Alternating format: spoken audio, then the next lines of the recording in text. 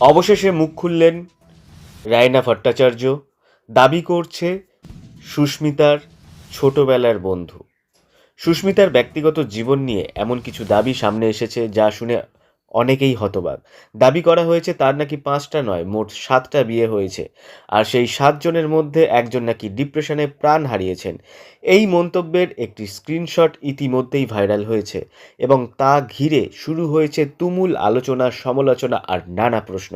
কিন্তু এখানেই একটা বড় প্রশ্ন উঠে আসে, এই তথ্য কি সত্যি নাকি সম্পূর্ণ মন গড়া একটি গল্প? আমরা সবাই জানি আজকের দিনে সোশ্যাল মিডিয়া যেমন তথ্য ছড়ায়, ঠিক তেমনভাবেই অনেক সময় ভুল তথ্য দ্রুত ছড়িয়ে পড়ে। একটি স্ক্রিনশট, একটি পোস্ট বা একটি কমেন্ট মুহূর্তের মধ্যে হাজার হাজার মানুষের কাছে পৌঁছে যায়, কিন্তু আমরা কি কখনো ভেবে দেখি এই তথ্যগুলোর সত্যতা কতটা? কারোর ব্যক্তিগত জীবন নিয়ে এভাবে দাবি করা, তা সে সত্যি হোক বা মিথ্যে, দুটো ক্ষেত্রেই খুবই সংবেদনশীল বিষয়। বিশেষ করে যখন বিষয়টা মানসিক স্বাস্থ্যের মতো গুরুতর কিছু, যেমন ডিপ্রেশন, তখন তো আরও বেশি সতর্ক হওয়া দরকার। কারণ ডিপ্রেশন কোনো মজা বা গুজবের বিষয় নয়, এটা একটি বাস্তব এবং গুরুতর সমস্যা। এখন প্রশ্ন হলো, এই দাবি যদি সত্যি না হয়, তাহলে এর প্রভাব কি হতে পারে? একজন মানুষের সম্মান, তার ব্যক্তিগত জীবন, এমনকি তার পরিবার, সব কিছুই এর ফলে ক্ষতিগ্রস্ত হতে পারে। আর যদি কিছুটা সত্যি থেকেও থাকে, তাহলেও কি এভাবে প্রকাশ করা উচিত? সোশ্যাল মিডিয়ার যুগে আমরা অনেক সময় খবরের চেয়ে গুজবে বেশি গুরুত্ব দিয়ে ফেলি। কারণ গুজব বেশি সেনসিটিভ, বেশি আকর্ষণীয়, আর তাই দ্রুত ভাইরাল হয়। কিন্তু একজন সচেতন নাগরিক হিসেবে আমাদের দায়িত্ব কী?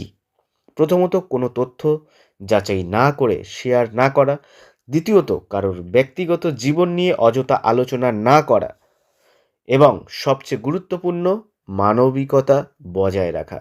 রায়না ভট্টাচার্যের এই মন্তব্য সত্যি কি না তা এখনও স্পষ্ট নয়। সুস্মিতা এই বিষয়ে কি বলবেন তা নিয়েও অনেকেই অপেক্ষা করছেন। হয়তো সময়ের সঙ্গে সঙ্গে পুরো সত্যিটা সামনে আসবে, কিন্তু ততক্ষণ পর্যন্ত আমাদের উচিত সংযত থাকা। কারণ একটা ভুল তথ্য একজন মানুষের জীবন বদলে দিতে পারে। তাই দেখুন, শুনুন, ভাবুন, কিন্তু যাচাই না করে বিশ্বাস করবেন না। সত্যি কি তা বলবে সময়। ততক্ষণ পর্যন্ত সতর্ক থাকুন, সচেতন থাকুন এবং গুজব ছড়ানো থেকে নিজেকে বিরত রাখুন। আর সঙ্গে রাখুন কলকাতা নিউজ, মানুষের পাশে, মানুষের সাথে, 24x7। এখনই ফলো করুন, আপনার সাথে আছে, থাকবে।